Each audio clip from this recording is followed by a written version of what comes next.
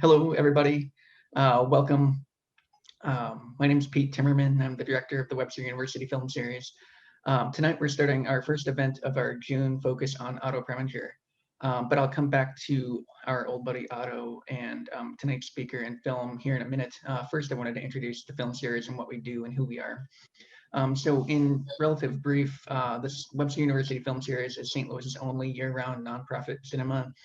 We've been in operation for 42 years. Normally, we show movies in person on Webster University's campus in Webster Hall, just on the main, it's in the Winifred Moore Auditorium in Webster Hall on Webster University's main campus. Of course, we haven't been able to show anything since the pandemic hit, though, and I'm not expecting to be able to reopen until August, maybe even late August. So in the interim, since we haven't been able to show movies in person, we've been doing a bunch of virtual events. Of course, you're attending one of those now, but we also have a quote unquote virtual cinema where we book new films, like new restorations of older films, things like that, that we would have booked in person just under better circumstances. The virtual cinema right now, and probably for the rest of the period of time that we're not open for in-person screenings, is sort of spotty. As we speak, there are two movies in the virtual cinema. One is a French movie called Spring Blossom, which is by the 20-year-old Suzanne Lindon, which is very good. That closes after tonight, but if you rented it after tonight's presentation, you'd still have a full 72-hour period to watch it. And then also still in the virtual theater is a Romanian comedy called Two Lottery Tickets. That'll be in the virtual theater for one more week. Nothing opens tomorrow. Typically on Fridays, we have one or two movies opening, but tomorrow there's not. Next week, on June 11th, we have 4 movies opening. 4. I don't think I've had that many in a single day this whole time, these whole 14 months or however long it's been, 15 months. But then the week after, we're probably not going to have anything again. And I think that that's going to be how it is for the next couple of months. It's either nothing or a whole lot of things, but it won't be as nicely spaced where we have just one thing a week like how we had been doing. But yeah, so you can access our virtual theater. Our main webpage is webster.edu/film series. You can also get to those and rent them through our social media. On Facebook, we're at Webster Film Series, and on Facebook, Facebook, it's Webster Film Series. On Instagram and Twitter, it's at WU Film Series. But they usually cost like 2 lottery tickets is $10 to rent, and Spring Blossom is $12 to rent, and half of that goes to the distributor and half of it goes to us. So it's just a way to continue showing the movies that we would like to program and hopefully making some money in the process. A few words of thanks tonight specifically. I've met T-L Reid, our speaker, before, but I was introduced to her by our mutual friend, Diane Carson. So I owe a debt of gratitude to Diane, who's in the audience tonight. So hello, Diane, and thank you for introducing me to T-L. That I guess, before I hand over the floor to her, a couple of notes about coming speakers and events. Tonight, of course, is the first Otto Preminger event, as I said before. Next week, we have Renee Thomas Woods on Carmen Jones. Renee is my former boss at St. Louis Community College at Flo Valley. I taught under her. She was the department chair for something like 13 years, a pretty long time. But she used to teach Carmen Jones. Actually, she still does, I think, teach Carmen Jones in one of her classes. So I'm happy to bring her in for that. 2 weeks from now, we have Bonjour Tristesse with Victor Poutinier, who is a PhD candidate at WashU in French literature. And then 3 weeks from tonight, we have Robert Garrick, who is a local both attorney and cinephile, who is going to present Anatomy of a Murder. Mr. Garrick is a frequent speaker at Cinema St. Louis events. So those of you who are regulars at Cinema St. Louis screenings and discussions, you probably recognize him from those. If you have attended one of these presentations that you like, you can return to it on YouTube. We've been posting them on YouTube about a week after they take place. If you just go to YouTube and search Webster University Film Series, you can find the archive of all of these events. And like I said, there's about a week lag, so nothing new will appear too immediately, but it would be nice if you went and checked it out. I don't mean to lean on you too hard. I'm glad that you're here in the first place. So thank you for coming. You don't have to do anything. If you don't want to rent things in the virtual theater or watch things on YouTube, that's fine. Being here tonight is good enough for me. And I guess one last thing is there will be time at the end of the presentation for a Q&A/discussion thing with everybody in the audience. You can feel free to put questions in the Q&A box at the bottom of your screen at any time. It helps me move more smoothly from the presentation into the Q&A section to have some questions ready. I have some of my own questions, but I like having questions from the audience. So yeah, feel free to plop those in there at any time. So our speaker tonight, T.L. Reid, has a long and interesting resume. We said in your byline that you are an experimental photographer and you're a researcher and you're a teacher and you're a current Japanophile, which would have made you a good choice to speak at one of our Satoshi Kon events last month. But sadly, I did not think of it in time. But then also, I found out again through Diane Carson that TL and I have very similar academic backgrounds, and we got our master's degree from the same place, the University of Kent at Canterbury.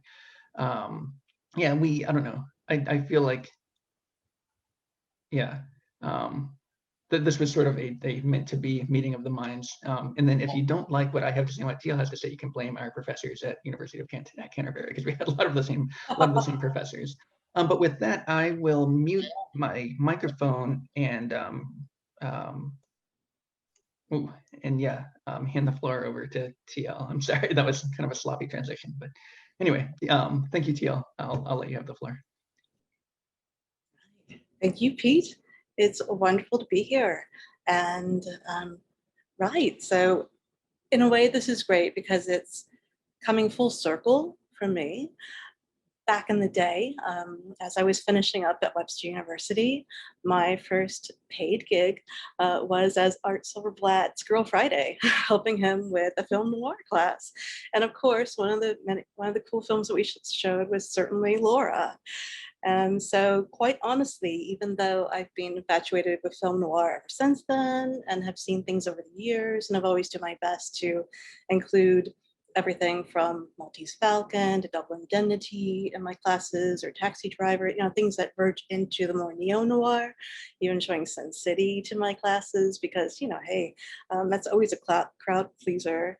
And I'm really into graphic novels as well. So having said all that, I think it would be really great to just starting to talk about film noir in general. So Pete, would you please start my PowerPoint? And thank you everyone who showed up. I just really appreciate it ever so. I'm not certain who's here yet, but it's fantastic that you were showing up. One thing I just want to say, first of all, I'm all about if you can find good films to watch for free. So thankfully, it turns out that the St. Louis Public Library, some of the branches had copies of Laura, and they have some other fine film noir as well, and just some cool foreign films that crop up from time to time. Of course, I'm someone who's always looking for things for free online. And if you haven't checked out Open Culture, there's just all kinds of amazing films, and not just films, but books, short stories, graphic novels, lots of music that you can find for free, legally for free. And they have 60 film noir titles. Of course, I know I looked, and I'm going to be checking out Shock, which is a Vincent Price film that I hadn't seen. That kind of falls on the list. The other thing I really want to recommend, since I'm not currently affiliated with the university where I can get my hands on like really cool books, anyone who wants to look up some of the things that I have researched, and later on, if you find me on Facebook, please ask me questions if you want to know some good books on film noir or Otto Preminger. You can find so many of them on something called Internet Archive. And not just that, you can find, it's like an amazing virtual library with a lot of books that are out of print, lots of great music clips, and I mean, you name it, you can find it. So I just wanted to throw that out there as well. All right, now on to Laura. Next slide, please. And here's our flashy, sexy poster. Next slide. All right, so of course, for me, going back, the penultimate question is, who is Laura Hunt? This is what I want to ask you. At the end, well, during my presentation, this whole revisiting Laura was like an interrogation for me. So I want you to be part of that. I think part of why I love research so much is that I get to be a private detective a little bit, and I don't have to worry about boring stakeouts and things like that. So I want you to think about who is Laura Hunt, what is a Laura mystique, different things of that nature. And maybe some of you have seen this film before, maybe it's your first time encountering it, but yeah, this is something we can do from here. Now, before we talk about who is Laura Hunt, what is noir?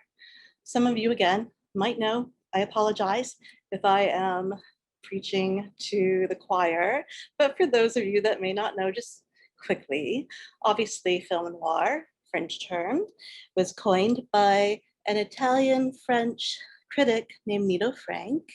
And what happened is that all of a sudden, after France was hit with this great import of films such as Maltese Falcon, Double Indemnity, Laura, Murder in My Suite, and The Woman in the Window, thought, what in the world is going on in America right now? And as is per usual, later too, it was always French critics who many of ultimately became filmmakers in their own right, took Hollywood cinema more seriously than we took our own films. Nevertheless, Laura was certainly a crowd pleaser, although it received really kind of mediocre and not so nice reviews at the time, but it doesn't matter. It was an audience pleaser. I think it stands its test of time. But anyway, so noir film could mean black film, obviously dark film in this particular case. It has a range, certainly things trickle out.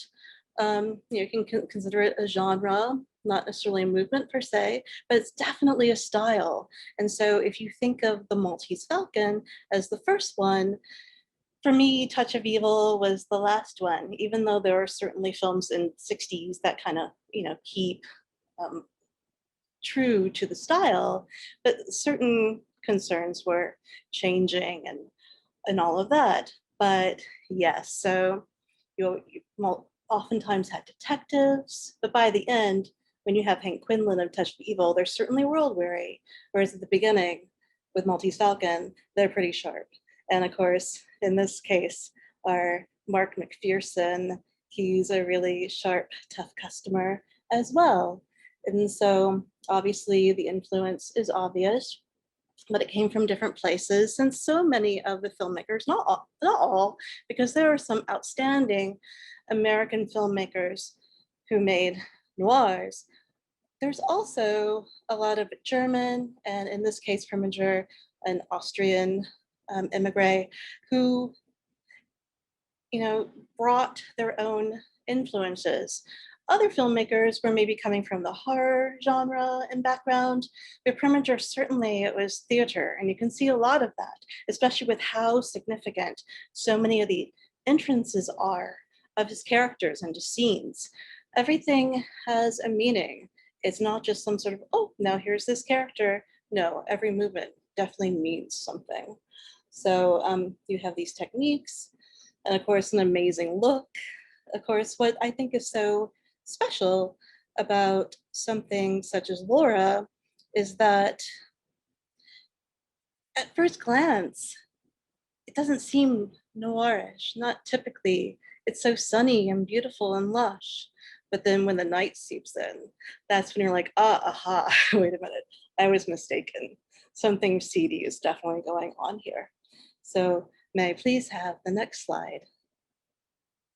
All right, so as we can see here in this particular shot, you have all those great examples.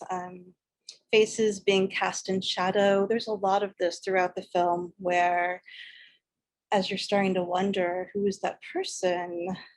What's going on with their character? Maybe they're not quite who they seem. A lot of character faces moving in and out of shadow. You have, really fantastic compositions. And in fact, in a way, a lot of the way that things are set up, Preminger has these images that are really rather classical, not your typical noir. Like later, you'll have all these really great canted angles and things shot from beneath or above, depending on what the effect that you're trying to have. But yes, you have some really fantastic trappings here. All right, next slide, please.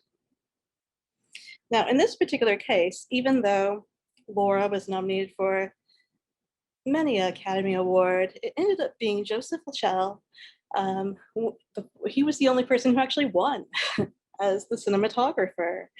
And even though he had worked before, this was really his being brought in and just doing an amazing job with Otto Preminger. And as you can see here, here's another great example of, here we have this, what you might even call a salon noir, where you have Laura Hunt's, beautiful apartment. But this particular scene, I think, is just really lovely because she goes through and turns off the lamps one by one. So there's a lot of meticulous play with light and space and blocking and all of that. So there's a lot of atmosphere, really amazing tracking shots. And that's another thing that's quite stylistic that you'll find in film noir, and especially Preminger, is that you have these very subtle, almost invisible tracking shots, but they're also very economical. And if we go to the next slide, please, Pete, you'll see why. With many noir films, since they were considered part of the B unit or B movie, they ended up, shooting however they could, maybe taking it to the street. But thanks to Preminger, being the tyrant that he was and really hanging in there, he was able to get it bumped from a B unit to the A unit. And as you can see here, everything was completely constructed. And we have this lovely, tracking and dolly, and you can see just how controlled this really beautiful space was. So you can see now why Joseph Lachelle was chosen. He actually filmed the screen test that Dana Andrews did for the film. And also, of course, for Gene Tierney, as great as he was, she would always, whenever they would say, oh, okay, we need to, set up for the next shot, she would just like clench her teeth because it was like, oh no, it's going to take hours. A lot of hurrying up and wait on set. But he ended up working with Preminger often and shooting lots of great films, especially some really amazing films later with Billy Wilder as well. So next slide, please. All right, so again, we have another example of when we have this great image of, here we have Shelby Carpenter fleeing to the country to hide some evidence, tamper with some evidence, and then we also have poor Mark McPherson, again, like where you might have in previous films and books, like a Hemingway sort of hero being able to go out to the country, go to the sea, escape the difficulties of the city. Here, no, there's no, it's either to do investigation or to find more tawdry things that are truly going on. Also, even for Laura, she goes away to clear her head and comes back to, such a mess in the city. So, and again, we have this really lovely composition, really fun play with background lights and all of that. All right, next slide, please. And yes, this is the film that almost wasn't. So I think in this day and age, if someone were in Preminger's position, this film wouldn't have been made. Of course, I think it ended up coming in a little bit over budget, maybe about $1 million. But the biggest thing is that it was on time, which is really pretty astonishing when you think about the fact that Preminger went from being producer to director.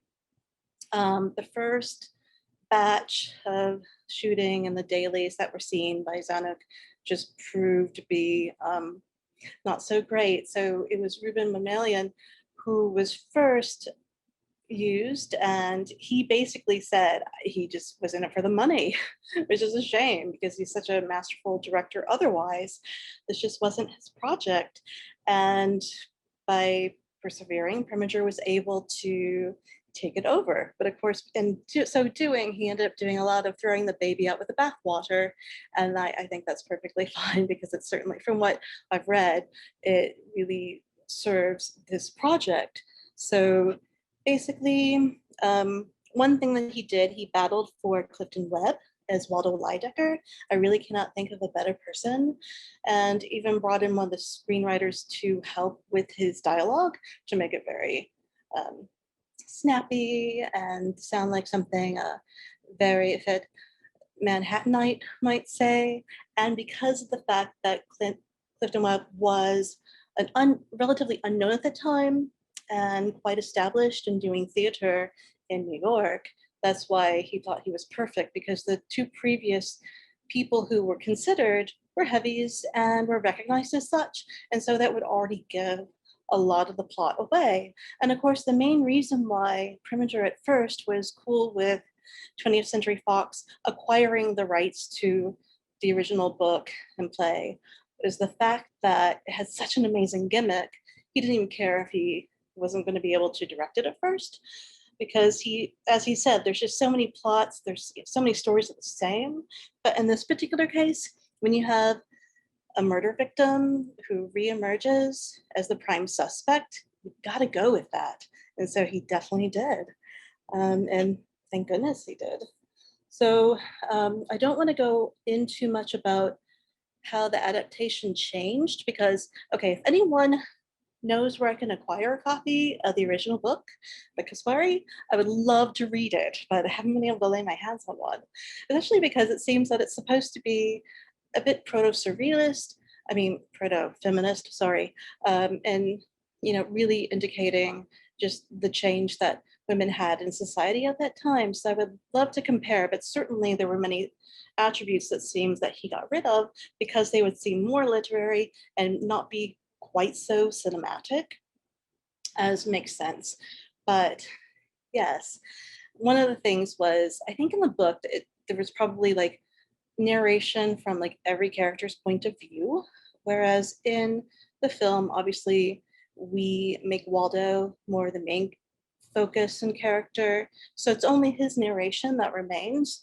And again, I'm not certain how accurate it is. I've read a lot of different accounts, but maybe there was voiceover narration that they had Gene Tierney do for Laura, or maybe that wasn't shot. All I know is that it did not end up in the final. Thank goodness there was a screening where they said, no, we really don't need that. And it might have been in some of the earlier versions of the script, but especially when, with Laura Hunt coming on saying, oh, it was all a dream. It's like, well, it is a dreamy film, but does all of that need to be a dream? And does it need to be spelled out so clearly? And so what I think is so interesting by having just Waldo as the narrator, he's the best unreliable narrator ever. And then it makes me wonder, what does that do for us as the viewer, as the spectator? So we're listening to his account and then it just drops out. And then we become unmoored. So who do we align our point of view with? Who do we follow? Who are we rooting for? So is it Mark McPherson? Are we the detective? Are we trying to figure out who Laura is? Are we Laura ourselves? That's something that you can maybe tell me about. All right, so next slide, please. And here's another great question. I think this is, again, a really great composition where we have our 3 possible suitors. But yes, is it really dangerous dames? Is there really femme fatale? Or is it more, I think, dastardly dudes in this particular case? Maybe even in the case of Waldo Lydecker, a bit of a homme fatale. But certainly, these are some really fascinating plays, especially with how obsessed these characters are.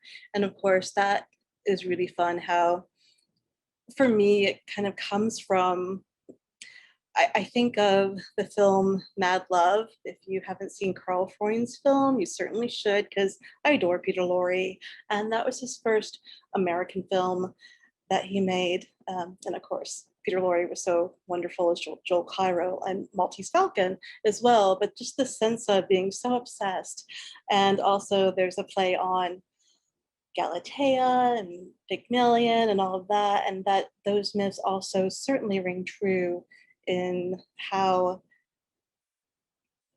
Waldo Lydecker sculpts a version of Laura, if you will.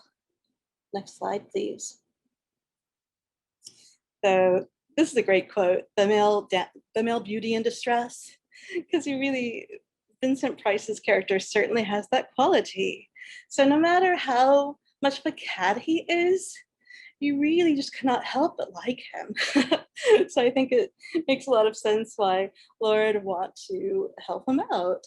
But there's a great quote that if you read any of the writings about Vincent Price, or also there's a lovely biography about him written by his daughter Victoria, but he said, "The heavy who loves beauty makes the most terrifying villain." And in the case of Laura, I think that's certainly true. And there are other noirs where you have instances of artists that are truly terrifying in the way that they objectify and obsess over their subjects.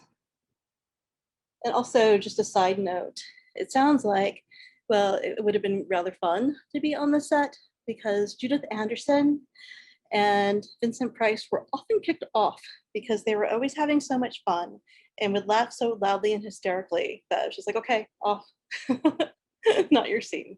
So next slide, please. And then, of course, we have Dana Andrews. He's our detective and the director's delight. Of course, in this, obviously, Preminger loved working with him, worked with him many a times, and in fact, most of the cast, and worked often with Gene Tierney. And that's another one I really need to see Whirlpool now, because I think that would be quite a fun comparison. And then also Vincent Price and Gene Tierney worked a lot together on non-Preminger projects as well. But you can really see why everyone just said that he was very upstanding and interesting. And what I truly enjoy about his performance is that it is so subtle, so that when he is emotive, he really gives a lot away. And I think it's almost actually a lost art, but he's so good with business and how he might pick up an object. Just here he's playing with his baseball game, and I really like how he uses that as a subtle and sometimes not so subtle indication of how he's trying to steady his nerves to get through all this tawdriness that he's encountering. Next slide, please. All right, so thank you, Diane Carson. You reminded me of this. And also it does go back to my UK days when I was at University of Kent. It's one of those things where I just stumbled into a bookstore and saw a book with Renee Magritte on the cover, so instantly bought it. Anything that has a surrealist painting on the cover, I will buy.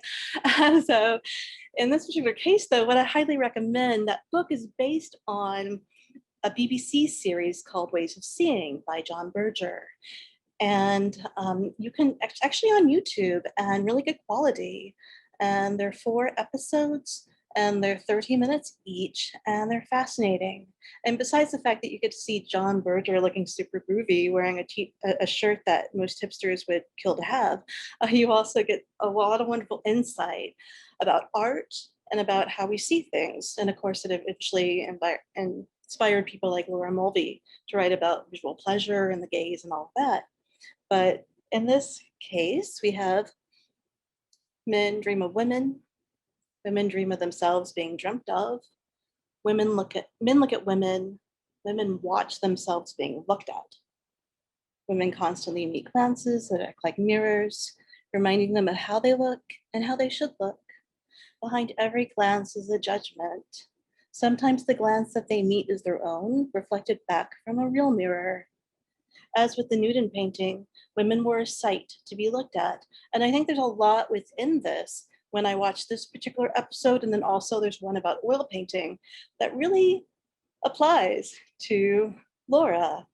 And that, so much of this is the way that we interpret Laura is how we're being told about her, how she's seen. And it's really rather fascinating to me, and sometimes maybe a little bit terrifying as well.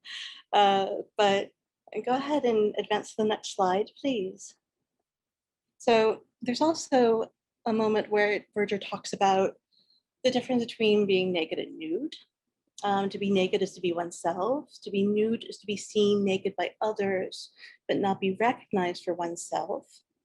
A nude is an object, and that is a pleasurable sight for the spectator. So yes, alas, these are the days of the Hayes office and the Breen and Joseph Breen. So I doubt we could have had a naked portrait of Laura, but regardless, there's a lot that is that's bared about her, and certainly with McPherson, he's going through all her intimate belongings and letters. Go ahead and advance to the next slide, please.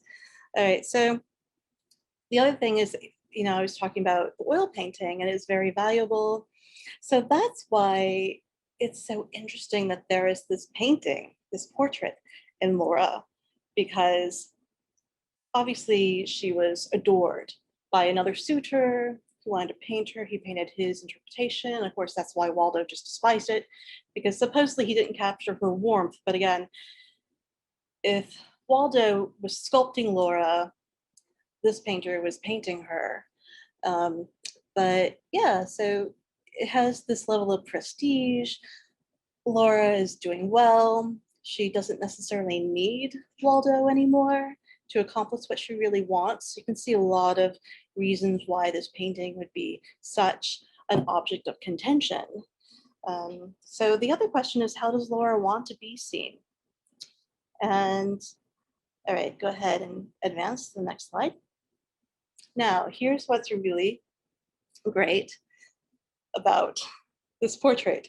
The fact that it's hard to, it really sears into your brain. It's hard not to forget. It is haunting. It haunts everyone. It permeates. And of course, as Gene Tierney later acknowledged, she was really, she didn't mind, but she was certainly remembered more as that persona, that painting, rather than for whatever other acting she was doing in the film itself. And that was also part of her initial reservation when she was pitched with, hey, do you want to play a painting? I don't know. Especially since this is one of her larger role for suspense film, and she was trying to break away from a lot of her stereotypes. Anytime that they needed somebody beautiful and exotic, well, she is beautiful and exotic, but obviously she would get typecast. So we have this portrait, and actually it is an actual photograph. Initially, Mamoulian's wife Azadia had painted a real painting. Again, if anyone has an image of that, I'd love to see it, but it was thrown out because the whole point about paintings do not photograph well. So this is actually a photograph. Tierney was sent to Frank Poloni, who was a studio photographer, and they did this gorgeous photograph and then added a bit of oil just to make it look like it might be painterly. And there you go. So there's one of the secrets there. And it's been confirmed in many different places.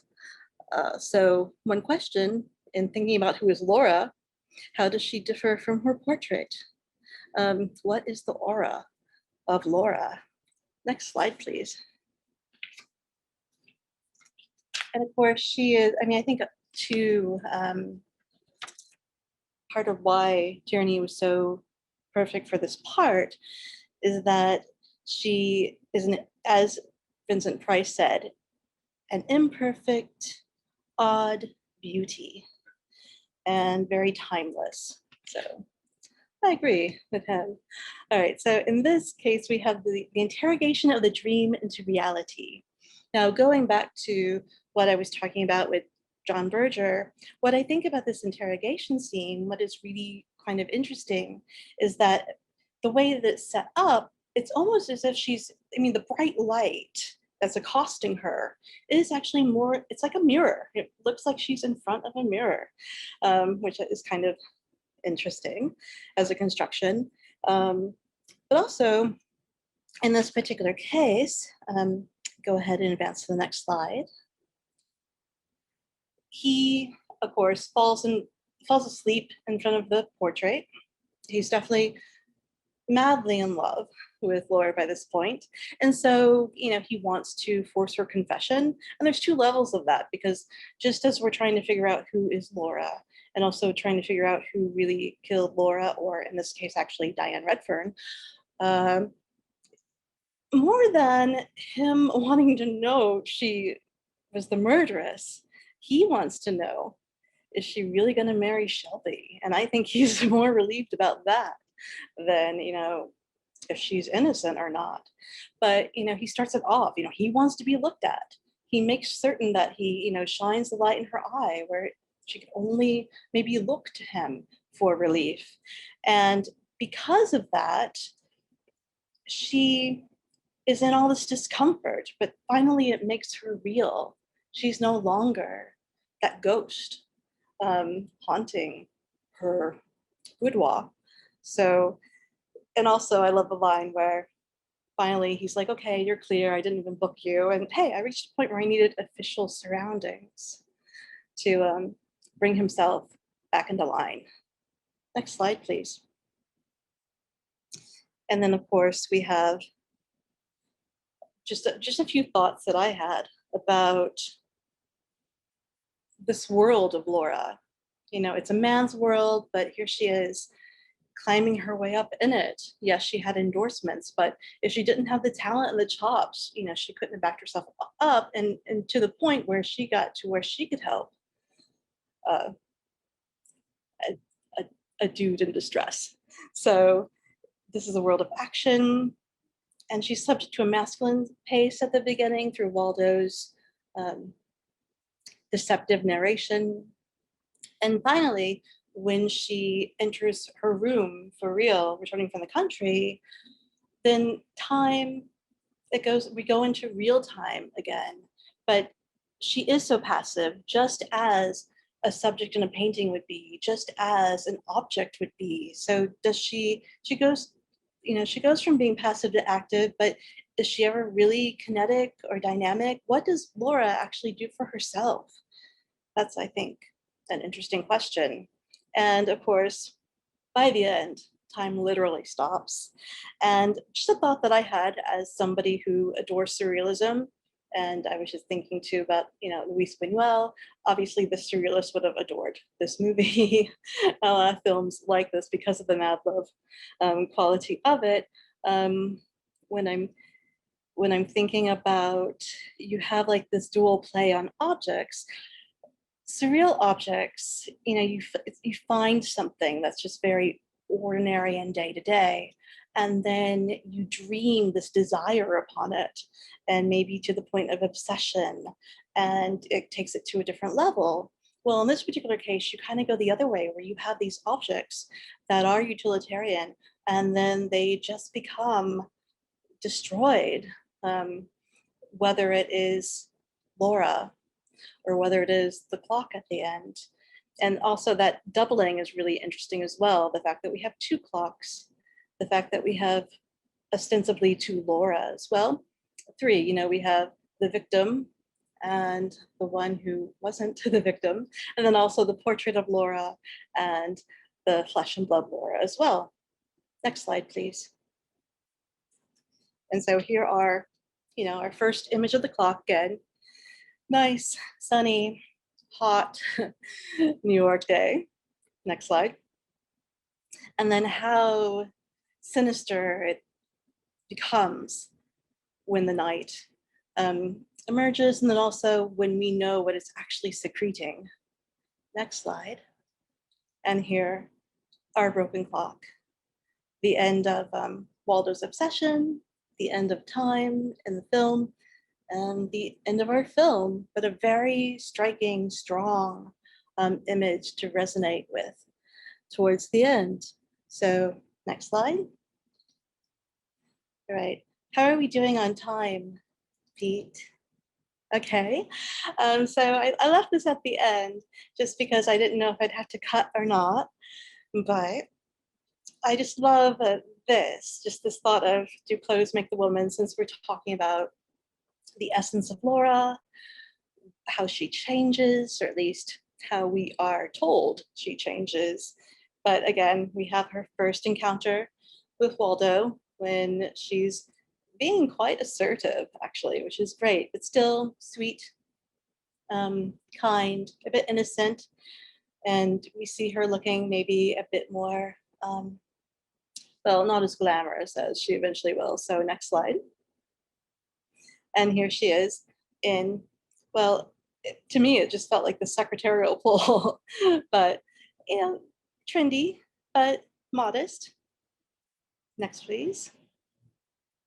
And by this point, we have these really strong stripes. And I think that actually Bonnie Cashin, she did an amazing job with the wardrobe. Again, she replaced whoever was there before.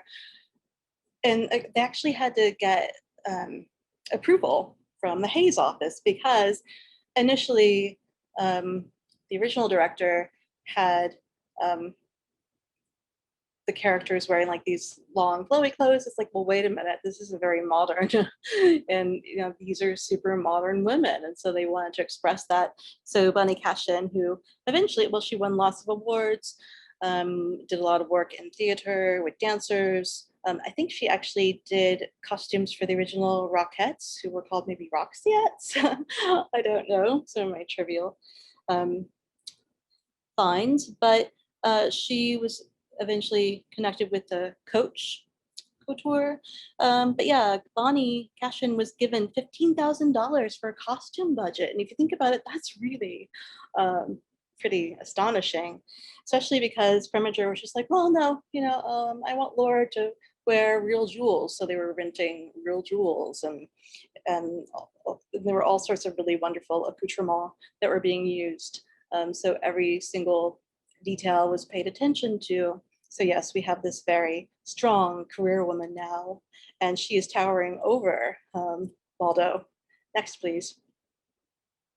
And then, of course, by this point, by the end of their narration, and also the transition for when she meets Shelby at the party, at the soiree, here is our goddess version of Laura. I mean, how could you not be swept off your feet, right? Next slide.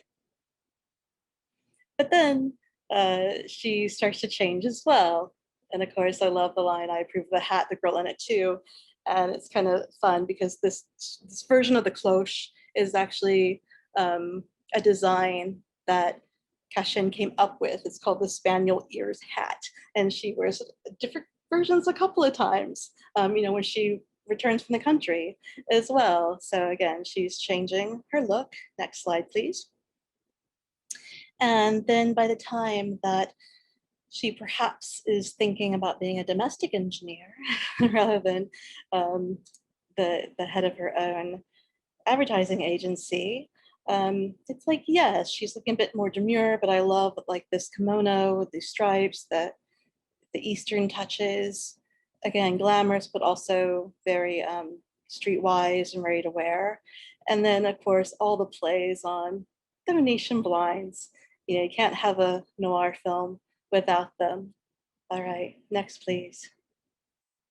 So again, we come back to who is Laura. Again, I want to hear your impressions. And of course, I love this image. And of course, the peasant top, that someone could be wearing that today. All right, next slide.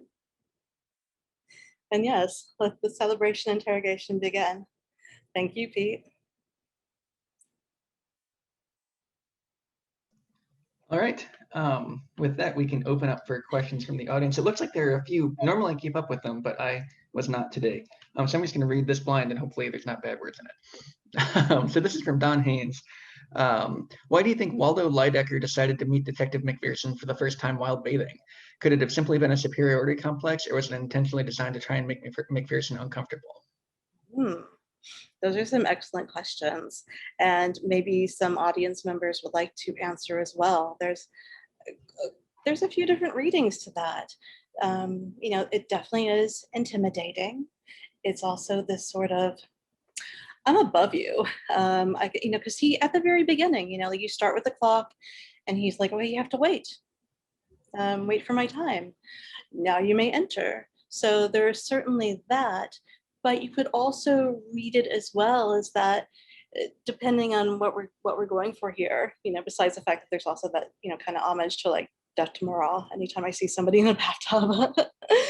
But perhaps he's wanting to be a bit enticing as well to get a read on the detective. So, it depends on who you read, it depends on how you want to read it. Obviously, at this point in time, you couldn't just come out and say a character is homosexual, so maybe he is, or maybe he's just impotent. Again, I don't want to just like say one interpretation is correct, but that scene can go a lot of different ways, but regardless, it's really fun. And I love how McPherson responds, especially when he does sort of get out of the bath and like tosses the robe at him. That's actually a lot of what I wanted to talk about. It's Pride Month. This is our first presentation of Pride Month, so we've got to talk about some queer aspects of this film. I'm wondering if you see Lydecker fitting in with the problematic chain of gay villains in cinema history. Is he a gay villain? Is he problematic? Like, what are this film's politics? That's a great question.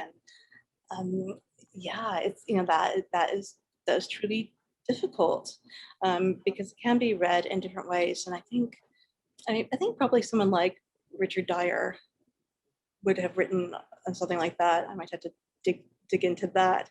But seeing somebody who is at least how you might view someone of that particular class, someone of that particular leaning, that yes, he is our gay villain, but regardless, he still wants to have beautiful arm candy. But it definitely is problematic because, I would rather him be, the gay blade that saves the day instead. How do you think camp elements inform this film? Because aside from Lydecker himself, there's kind of a funny mechanic. Like depending on who you asked, Vincent Price was maybe gay. Depending on who you asked, Judith Anderson was maybe gay. But there is kind of a heightened aspect. Like, is this, I don't know, like, is this akin to something like what Douglas Sirk was up to at the time, where there's subtext that we should be reading or like reading between the lines? Like, how deliberate is this on Preminger's part, do you think?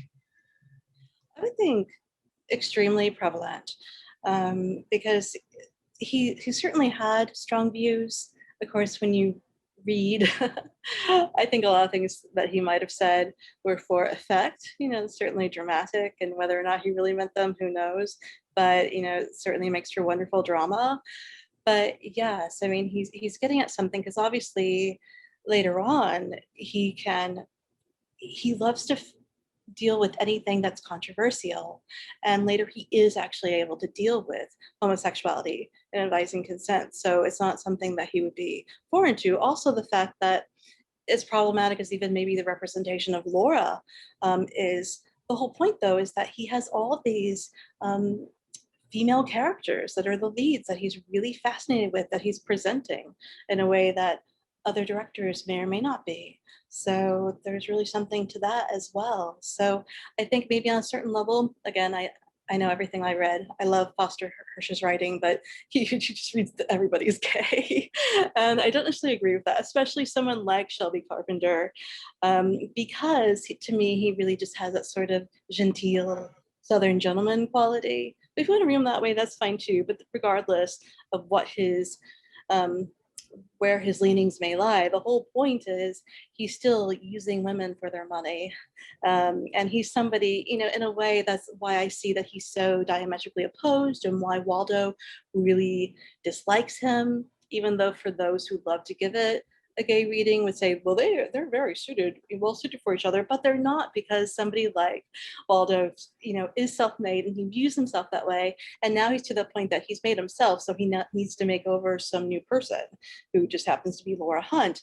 Whereas, Shelby has all this charm and all this talent, but he doesn't want to work. So. On that topic, that seemed to fire off a few comments. I don't know if these are visible from the audience side, but Diane says that she thinks that Bessie is in love with Laura. That's her very devoted maid. But then Jessica says that she agrees with Diane. So there's yeah. I do think that there's kind of a funny thing. I'm not sure how intentional it was, but it's fun to read this film through that lens. And yeah, like I said, it's got like an invasion of the body snatchers vibe about it, to where like really like liberal or conservative, you can kind of like cast your own view onto it, and it holds the reading pretty well. But I like the notion that, you know, like all the like the New York upper crust are secretly like sex perverts, you know. But like there is kind of like, if you want to find that there, it is there in a way that's makes the movie fun to watch. Okay, so We're all I'm sorry. twisted, no matter how you look at it.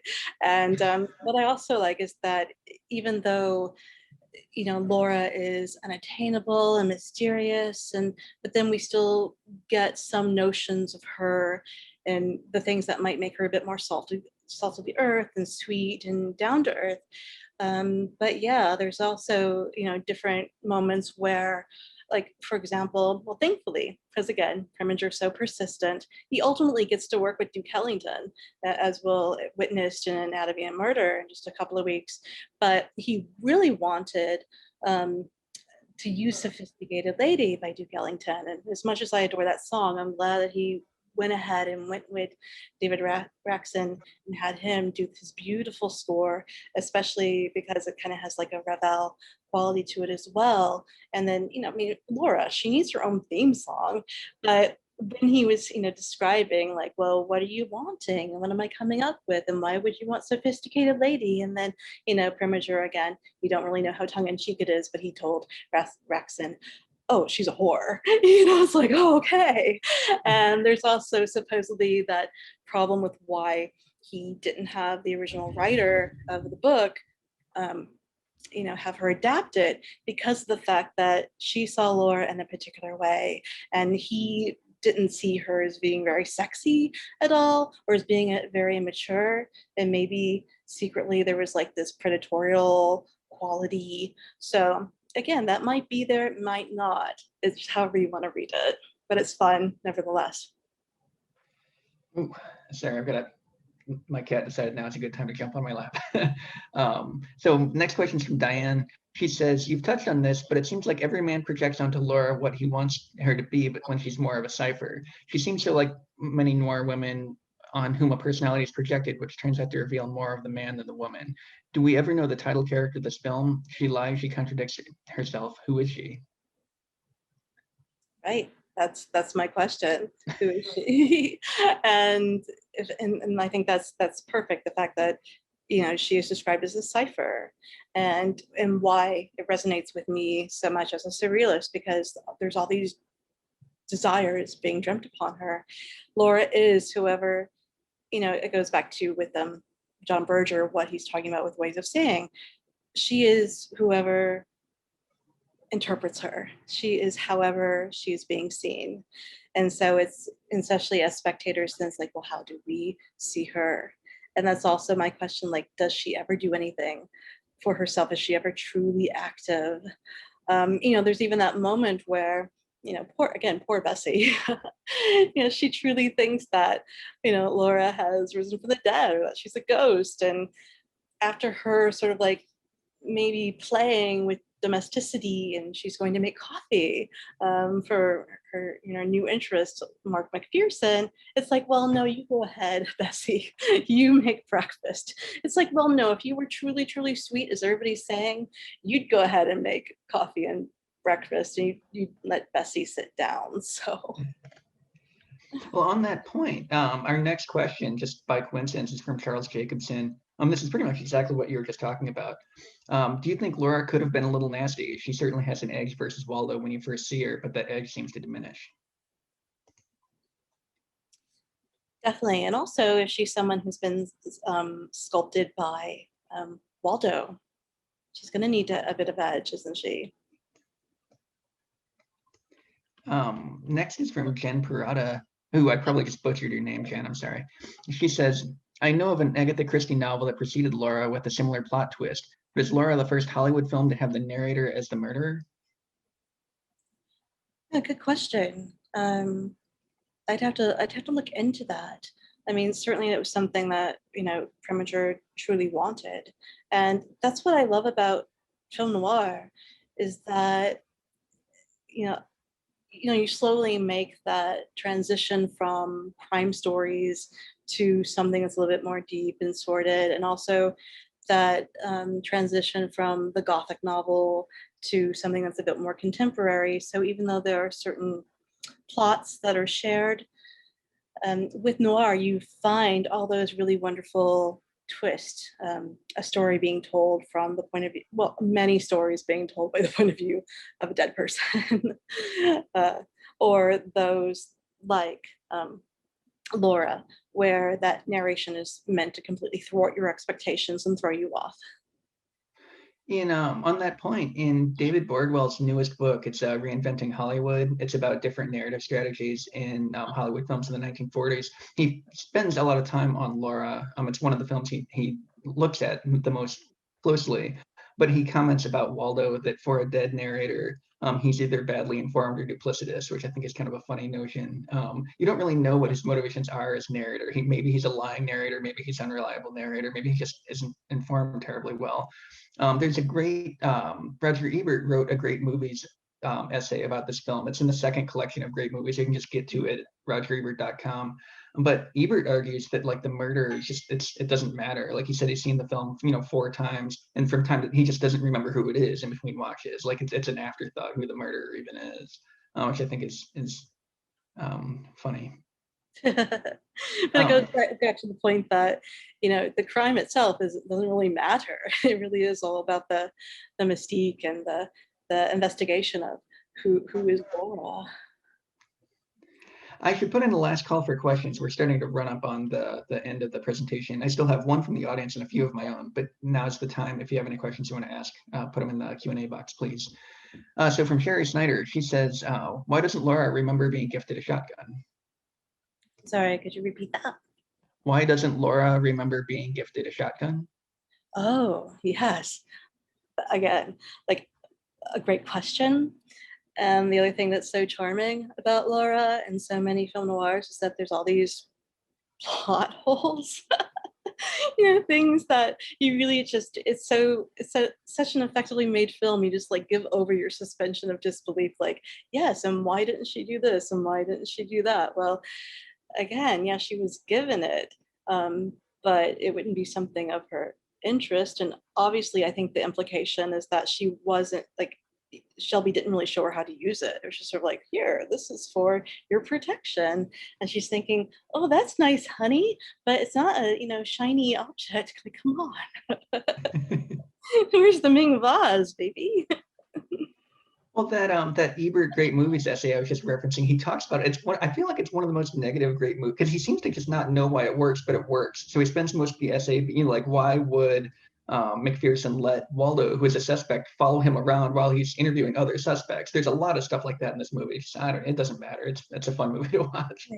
Actually, I love that because I know when I first saw Laura, even upon rewatching it, she's like, why is he letting him follow around? You just kind of think he seems like an inept, bumbling detective if he's doing that, unless it truly is all about setting everyone off, and like on edge to see how all these potential suspects interact with each other. And I think there's a level of that, just this sort of like arch knowingness of, let's put all the suspects in the room and see what happens, because it's kind of fun. On this note, or on this point, Diane says that the crime itself in this film is a MacGuffin via Hitchcock, which I tend to agree with. Yes. I'll ask you one last question, then we should probably wrap up. You talked about a few of these things. I wanted to come back to them. Like the shattered face clock is fairly clearly symbolic. I mean, like Laura / the actual victim, whose name is Redskin, something like that. She was shot in the face with a shotgun. So shattered face clock, shattered face character. But what is the symbolic meaning, if there is one, of McPherson's weird little baseball toy that he's always trotting out? Does that have a deeper meaning? And if so, what is it? Yeah, I think it does, actually, because for me, it has this comparison of highbrow and lowbrow, because I think there's that line where Waldo is sort of like, oh, is that something that you like again, like not even like a toy that he bought for himself, like, oh, you must have just like kind of nicked that from the scene, you know, like it was like evidence that you picked up and now you're playing with this toy. But again, it's something that is not art. It's not an art object. It's not valuable. It's not beautiful. But man, it irritates the hell out of him when he plays it. And it's something that actually, you know, acts as a really great sort of stabilizer for McPherson. All right. I guess with that, we should wrap up. So thank you so much, TL, for your presentation tonight. And to everyone in the audience, I hope you come back next week for Renee Thomas Woods on Carmen Jones, which tonight is the only Preminger film that he directed when he had hair. He shaved his head from here on out. So next week is our first shaved head Preminger film. But until then, thank you so much, everyone. Well, thank you so much, TL, and all of the attendees.